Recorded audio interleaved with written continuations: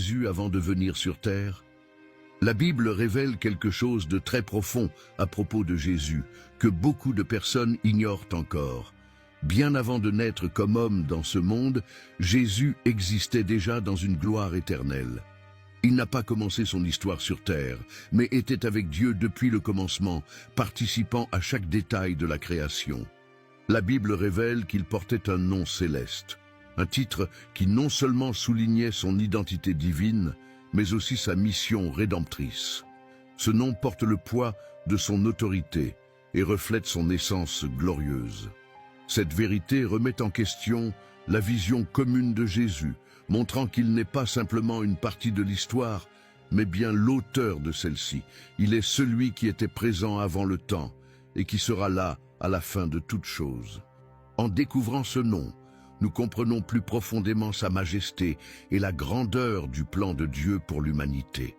Restez avec moi jusqu'à la fin de ce message, car connaître la profondeur du nom de Jésus est l'une des choses les plus importantes pour votre vie. L'existence éternelle de Jésus, depuis les débuts, avant qu'il n'y ait un commencement pour l'humanité, Jésus existait déjà. Il n'a pas été créé à Bethléem. Cette naissance n'était que la manifestation visible d'une réalité éternelle. Jésus a toujours été intégré au plan de Dieu. Dans sa prière, il a dit « Et maintenant, Père, glorifie-moi auprès de toi-même, de la gloire que j'avais auprès de toi avant que le monde fût. » Jean 17, 5. Cette déclaration de Jésus n'est pas seulement profonde, elle est révélatrice. Elle montre qu'il n'était pas un plan d'urgence pour sauver l'humanité, mais qu'il a toujours été au centre de l'histoire de la rédemption. L'éternité de Jésus est une vérité qui transforme notre foi. Savoir que Jésus était présent dès le commencement réaffirme qu'il connaît chaque détail de notre existence. Il n'est pas seulement un sauveur temporel, il est le Dieu éternel qui nous aime depuis avant la fondation du monde. Éphésiens 1:4 déclare que nous avons été choisis avant la fondation du monde. Cela n'est possible que parce que Jésus, l'auteur de la vie, était là pour nous connaître et nous appeler par notre nom. Le même Jésus qui a marché sur les eaux, calmé les tempêtes et vaincu la mort, est celui qui soutient l'univers aujourd'hui encore.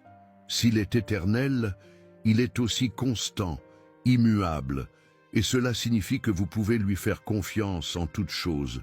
Il sait ce dont vous avez besoin avant même que vous ne le demandiez. Alors, si aujourd'hui vous faites face à des incertitudes, rappelez-vous que Jésus, l'Éternel, connaît déjà votre lendemain et soutient votre vie dans ses mains. Avant de venir sur terre, Jésus est appelé le Verbe.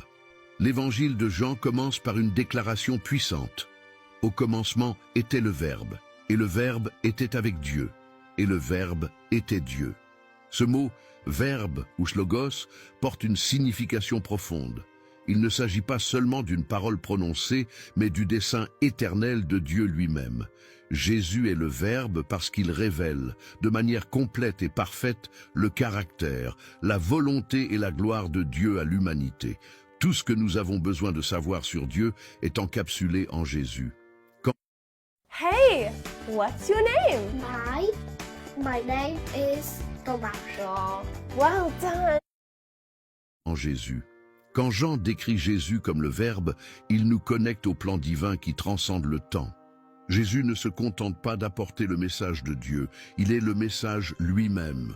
Colossiens 1:15 nous dit que Jésus est l'image du Dieu invisible, révélant qui est Dieu dans son essence. Il est celui qui rend accessible ce qui auparavant était inaccessible. À travers Jésus, le Verbe, nous pouvons comprendre l'amour, la justice et la miséricorde de Dieu de manière tangible et personnelle. Le concept de Jésus comme le Verbe implique également l'autorité. Dans la Genèse, Dieu a créé toutes choses par la parole. Dieu dit que la lumière soit et la lumière fut. Genèse 1:3. Maintenant, dans Jean, nous voyons que Jésus est cette parole créatrice et soutenante de toutes choses. Hébreux 1:3 déclare qu'il soutient toutes choses par la parole de sa puissance. Il est le fondement de tout ce qui existe et le pont entre le ciel et la terre. En tant que Verbe, Jésus est celui qui éclaire votre chemin et met de l'ordre dans le chaos. Quand vous vous sentez perdu ou confus, rappelez-vous que la parole de Dieu est vivante et agissante. Lisez la Bible, méditez sur les paroles de Jésus, car il est le Verbe qui transforme les cœurs et renouvelle les esprits. Tout comme il a apporté la lumière au monde au commencement, il peut apporter de la lumière à vos jours les plus sombres. Si vous croyez en cette parole, écrivez dans les commentaires « Seigneur Jésus, je crois que tu apporteras de la lumière à mes jours sombres, car je mets ma confiance en toi. Amen. » Les déclarations « Je suis ». Lorsque Jésus a utilisé l'expression « Je suis », il ne faisait pas seulement une présentation, il révélait son identité divine. Dans Jean 8, 58, il a déclaré « Avant qu'Abraham fût, je suis ». Cette phrase n'est pas ordinaire, elle est une connexion directe avec le nom que Dieu a révélé à Moïse dans le buisson ardent. « Je suis celui qui suis ». Exode 3, 14. En employant cette expression, Jésus affirmait qu'il est le Dieu éternel et immuable, celui qui a toujours existé et qui existera toujours. Les réactions à ces déclarations furent intenses. Les pharisiens, en entendant Jésus, comprirent parfaitement le poids de ses paroles. Ils tentèrent de le lapider, l'accusant de blasphème, car il se plaçait au même niveau que Dieu. Mais Jésus ne recula pas. Il savait qui il était et pourquoi il était venu.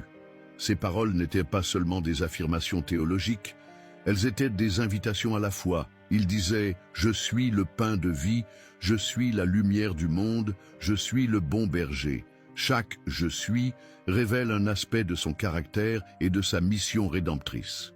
Ces déclarations montrent que Jésus n'est pas limité par le temps, l'espace ou les circonstances. Il est le Dieu qui était présent avec Israël dans le désert, pourvoyant de la manne, et le même qui marche avec nous aujourd'hui, offrant direction et soutien. Quand Jésus dit « Je suis », il affirme être tout ce dont nous avons besoin. Que ce soit comme lumière dans l'obscurité, pain pour notre faim ou berger pour notre marche, il se présente comme la solution à nos besoins les plus profonds. Si vous ressentez un vide dans votre vie, souvenez-vous que Jésus a dit « Je suis le chemin, la vérité et la vie ». Jean 14, 6. Il est celui qui peut combler le vide que personne d'autre ne peut remplir. De la même manière qu'il était la réponse pour ceux qui le cherchaient il y a 2000 ans, il reste encore la réponse pour vous aujourd'hui. Confiez vos doutes et vos peurs à lui, car Jésus n'a pas seulement ce dont vous avez besoin, il est ce dont vous avez besoin. Les apparitions comme l'ange de l'Éternel. Depuis les temps de l'Ancien Testament, il existe des récits d'apparitions extraordinaires de l'ange de l'Éternel, que de nombreux érudits comprennent comme des manifestations de Jésus avant son incarnation. L'un des exemples les plus marquants est celui du buisson ardent, où Moïse a vu l'ange de l'Éternel dans le feu qui ne consumait pas l'arbuste. Là, Dieu s'est présenté comme « Je suis », reliant cette apparition à l'identité éternelle que Jésus a révélée lors de ses jours sur terre. Un autre épisode impressionnant se trouve dans le livre de Daniel, lorsque 3 jeunes Hébreux furent jetés dans la fournaise ardente pour ne pas avoir adoré la statue d'or de Nabuchodonosor. Le roi fut stupéfait en voyant un 4e homme dans le feu, semblable à un fils des dieux. Daniel 3, 25.